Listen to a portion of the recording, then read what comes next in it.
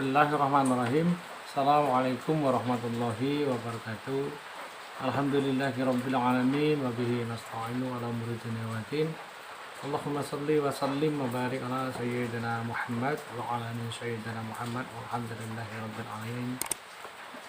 Dengan memanjatkan rasa puji syukur kita kehadiran Allah Subhanahu wa taala, sehingga pada kesempatan ini tim Misanggeni TV akan berbagi tentang sebuah metode pengobatan baik medis maupun non medis, sehingga ini sangat mudah untuk dipraktekkan sebenarnya.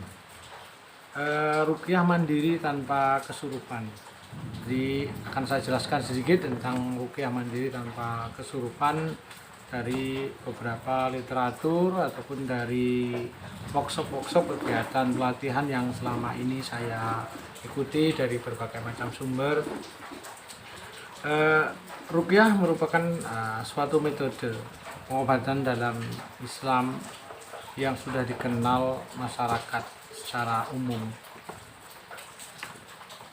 Secara lafziah artinya kalau orang Jawa mengatakan suwuk ataupun jambi-jambi. Sedangkan secara maknawi ruqyah adalah jika seseorang membaca doa dan disertai tiupan tanpa adanya ludah, sehingga pada hakikatnya setiap muslim itu bisa sebenarnya meruqyah ataupun suwuk tersebut. Cuma kadang-kadang karena pemahamannya aja yang tidak tahu, pengetahuannya aja yang tidak tahu, sehingga menganggap bahwa suwuk itu, ruqyah itu syarat tentang pengetahuan klinik yang berlebihan. Jadi sebenarnya suwuk itu seperti apa? Suwuk bukanlah fenomena yang asing sebenarnya bagi masyarakat, khususnya masyarakat Indonesia yang tinggal di Pulau Jawa. Bahkan tidak sedikit orang-orang tradisional zaman dulu, nenek moyang kita, ketika mungkin ada bagian dari anggota keluarga kita yang merasakan sakit, disuwukkan seperti itu. Dan ini sangat gampang untuk kita praktekkan. Nah, nanti teman-teman subscriber bisa mempraktekkan ini, tinggal mengikuti apa yang saya sampaikan. Kemudian nanti jika mungkin di antara subscriber ini ada semacam gangguan gaib ataupun gangguan hal-hal yang sifatnya di luar nalar, atau bahkan mungkin sakit medis, itu biasanya akan timbul reaksi. Jadi orang seperti apakah yang perlu dilakukan ruqyah ataupun suwuk atau ruqyah mandiri tanpa kesurupan? Itu yang pertama, hatinya nggak tenang, bawaannya gelisah, jadi sering tidak menentu, jadi males, mau kerja males, mau aktivitas apapun males, kemudian rasa ragunya tinggi di kehidupan ini, mungkin bekerja juga tidak fokus dan lain sebagainya. Kemudian cemas yang berlebihan tidak mendasar, malas beribadah pun kadang-kadang lupa rakaat sholat. Ini sudah untuk isya ini sudah 4 rakaat atau 3 rakaat, jadi lupa, ataupun sudah 2 rakaat lupa. Kemudian ketika kita membaca Al-Quran itu biasanya gampang menguap, ngantuk. Kemudian sering mimpi buruk, sering mimpi bertemu dengan hewan-hewan yang bertaring seperti ular, harimau, dan lain sebagainya. Terus gagal membangun rumah tangga, sering sakit-sakitan dan tidak jelas, pusing pundak pusing, kemudian di pundak terasa berat di sini ya, sakit yang tak kunjung sembuh, ataupun sakit kulit yang susah untuk diobati secara medis seperti gatal, jerawatan tapi sampai oper sampai ke badan-badan. Kemudian sulit mempunyai keturunan, bisa hamil, mungkin bisa jadi sering keguguran atau janinnya hilang dalam kandungan, ataupun sering kesurupan untuk orang-orang tertentu. Kemudian apa saja untuk melakukan sebuah metode pengobatan atau mempraktekkan tahapan-tahapan ruqyah mandiri tanpa kesurupan ini. Artinya ketika saya mengatakan bahwa di sini tanpa kesurupan, jenengan tidak usah takut. Nanti ketika saya mengikuti bacaan ataupun saya mendengarkan tertib standar operasional yang saya lakukan, jenengan nanti mengamuk, mengerang dan lain sebagainya, tidak usah takut. Jadi pertama yang harus dipersiapkan adalah kantong plastik. Karena kenapa kantong plastik? Karena bisa jadi jika jenengan terjadi reaksi, harapannya bahwa tidak harus kesurupan dan gangguan itu, jika memang ada gangguan medis ataupun non medis, itu diusahakan keluar dengan cara yang paling gampang atau lewat mutaan. Kemudian tisu ataupun lap lah istilahnya ya. Jadi ketika nanti mutan itu untuk membersihkan tempat mutan tersebut. Kemudian air minum. Selanjutnya kita harus berwudu dahulu. Berwudu dahulu, duduk yang santai, nyaman. Lalu sedangkan dengan kusuk bisa menyaksikan video yang saya unggah ini, bisa menggunakan handset jika memang suaranya kurang jelas ataupun pengeras suara. Yang penting intinya jangan bisa dalam keadaan konsentrasi, tapi tidak harus sendiri, tidak. Berdua, berempat atau berlima tidak masalah. Yang penting intinya jangan bisa mendengarkan suara saya dengan jelas. Kemudian setelah jenengan memutar video ini, setelah sholat wudhu, setelah wudhu kemudian menyiapkan plastik, tisu dan air di gelas boleh, di botol juga boleh. Kemudian jenengan membaca istighfar. Astaghfirullahaladzim, astaghfirullahaladzim, astaghfirullahaladzim, innallahal ghafurur rahim. Setelah itu kemudian tobati semua kesyirikan, tobati semua kemaksiatan dari akhir balik hingga saat ini. Jenengan boleh memejamkan mata, jenengan boleh mengingat-ingat kemaksiatan, kesalahan yang pernah jenengan lakukan, baik yang jenengan lakukan sengaja maupun tidak sengaja. Kemudian bertobatlah dengan sungguh-sungguh, timbulkan rasa penyesalan yang dalam dari semua dosa yang telah kita lakukan. Dosa yang diperbuat oleh tangan, dosa yang diperbuat oleh kaki, mata, mulut, hati, dan pikiran, juga organ tubuh lainnya. Gambarkan secara jelas dalam pikiran kita semua dosa-dosa itu, lalu beristighfarlah, bertobatlah seperti yang saya ucapkan tadi. Astaghfirullahaladzim, astaghfirullahaladzim, astaghfirullahaladzim, innallahal ghafurur rahim. Istighfar itu dengan rasakan benar-benar efeknya. Jadi tidak harus terpejam sebenarnya.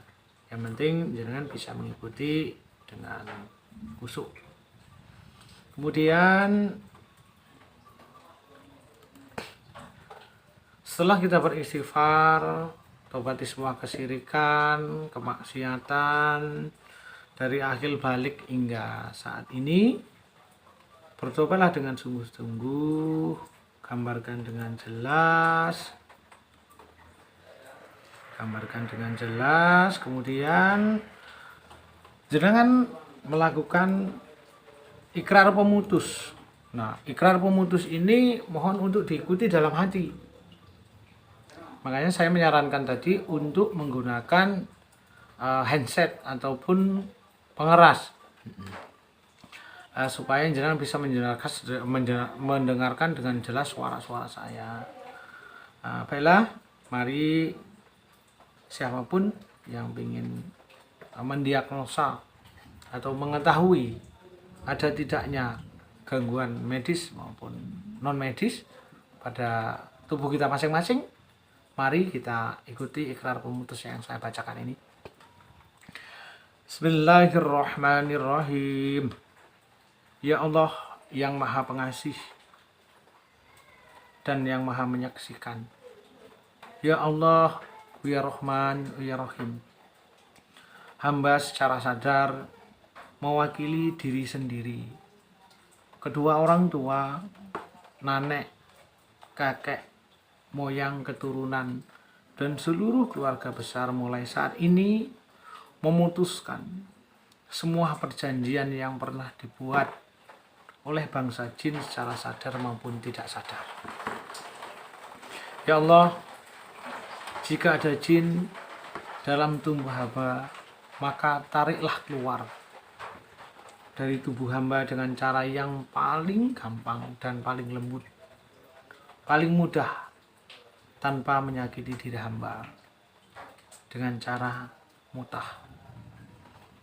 Kemudian baca syahadat, asyhadu an la ilaha illallah wa asyhadu anna muhammadar rasulullah.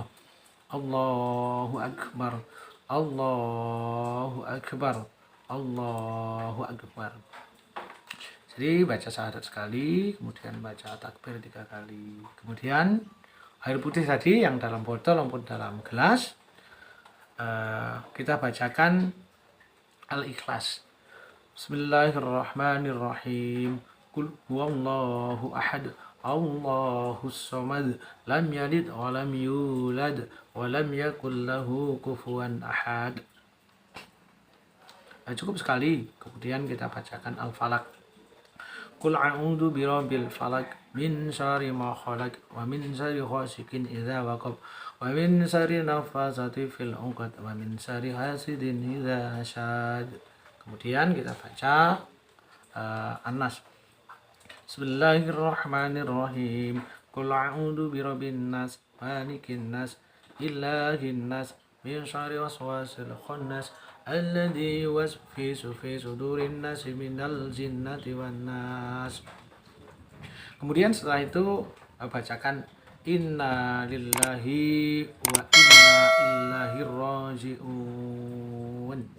Kemudian baca sampai 3 kali. Inna lillahi wa inna ilaihi raji'un. Inna lillahi wa inna ilaihi raji'un. 3 kali. Kemudian kita tiupkan dalam air yang jenengan bawa tadi, bisa di botol maupun di gelas. Yakini bahwa air ini menjadi sebuah wasilah obat. Dan yakini bahwa semua yang datang itu hanya dari Allah dan akan kembali kepada Allah. Kemudian setelah itu berdoa dengan khusyuk. Posisi tangan seperti ini. Seperti ini. Ikuti yang saya ucapkan. Ya Allah, haramkanlah hati dan pikiran hamba dikuasai oleh jin. Ya Allah, haramkanlah hati dan pikiran hamba dikuasai oleh jin. Ya Allah, haramkanlah hati dan pikiran hamba dikuasai oleh jin. Ya Allah, haramkanlah darah hamba dimasuki oleh jin.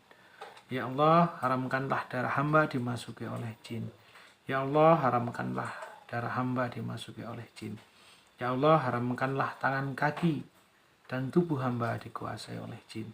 Ya Allah, haramkanlah tangan kami, kaki, dan tubuh hamba dikuasai oleh jin. Ya Allah, apabila ada jin dalam tubuh hamba, maka lemahkanlah semua dengan kekuatan mereka. Ya Allah, apabila ada jin dalam tubuh hamba, tariklah mereka semua keluar dari tubuh hamba dengan cara yang paling lembut dan gampang. Kemudian baca Qul huwallahu ahad, Allahus samad, lam yalid wa lam yulad wa lam yakul lahu kufuwan ahad. Bismillahirrahmanirrahim. Qul a'udzu birabbil falaq min syarri ma khalaq wa min syarri ghasikin idza waqab wa min syarri nafatsati fil 'uqad wa min syarri hasidin idza hasad. Bismillahirrahmanirrahim. Qul a'udzu birabbin nas, malikin nas, ilahin nas, min syarri waswasil khannas, alladzi yuwaswisu fi sudurin nas minal jinnati wan nas. Kemudian tiupkan di telapak tangan sebanyak 3 kali. Lalu usapkan ke wajah dan seluruh tubuh. Sampai seluruh tubuh. Setelah itu, bila mual, kadang setelah membaca ini ada yang mual, maka lakukan usapan dari bawah pusar ke dada lalu ke leher, kemudian dimuntahkan ke dalam plastik sambil mengucapkan Bismillahirrahmanirrahim, Allahu Akbar, seperti itu. Dan jika ketika jenengan membacakan ikrar pemutus ataupun waktu membaca 3 kulhu tadi, jika tergambar wajah seseorang saat melakukan bacaan tadi, maka ambillah air dalam gelas tadi lalu celupkan jari telunjuk yang kanan ini sambil berdoa, ya Allah, apabila ada penyakit yang disebabkan oleh orang lain ataupun ain antara saya dengan, bisa sebutkan nama yang terbayang jenengan tadi, wajahnya terbayang tadi, sebutkan namanya lengkap. Nah, kemudian maka hamba mohon putuskanlah penyakit ain ini sampai diulangi 3 kali. Jadi Allah, apabila ada penyakit ain antara saya dengan nama orang tersebut, maka hamba mohon putuskanlah penyakit ain ini, diulangi sampai 3 kali, ataupun boleh beberapa kali, boleh juga. Kemudian setelah itu airnya kita minum. Nah, setelah itu usap-usap pada dada dan perut seperti ini, diputar. Ya. Diputar seperti ini. Usap-usap dada perut sambil berdoa. Bisa mengikuti saya. Ya Allah, apabila ada penyakit psikis, gangguan jin, sihir, benda gaib yang ada dalam tubuh hamba, maka hamba mohon tariklah keluar semua dari tubuh hamba dengan cara yang paling lembut dan mudah, tanpa menyakiti diri hamba dengan muntahan. Jadi tetap diputar-putar. Diyakini, kemudian lakukan usapan tarikan setelah putar. Kita tarik di atas pusar, dari pusar, kemudian kita tarik. Kita batukkannya. Kita batukkan biasanya. Jika memang benar dalam tubuh kita ada ain ataupun gangguan yang disebabkan oleh makhluk gaib lah, itu biasanya kita akan muntah. Muntah kan ada semua, keluarkan. Tidak usah ada yang ditahan-tahan, tidak usah diloskan aja, tidak apa-apa. Kemudian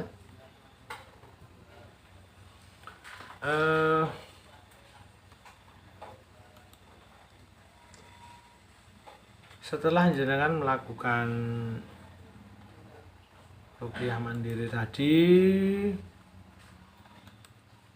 bisa diulang-ulang dalam 1 minggu, mungkin 2 kali, atau setelah jenengan merasa seperti habis ada melakukan kegiatan, habis makan, yang sekiranya makanan yang saya makan ini belum jelas artinya diperoleh dari mana, karena kita dikasih oleh teman ataupun tetangga, jangan-jangan ini habis dari pencuri, jangan-jangan ini makanan yang didapatkan dari menipu, maka jenengan boleh lakukan itu.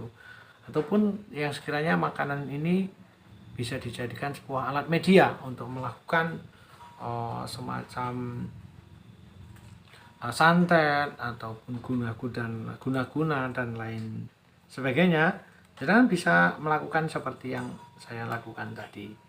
Pada dasarnya sebenarnya mudah, sangat mudah sekali.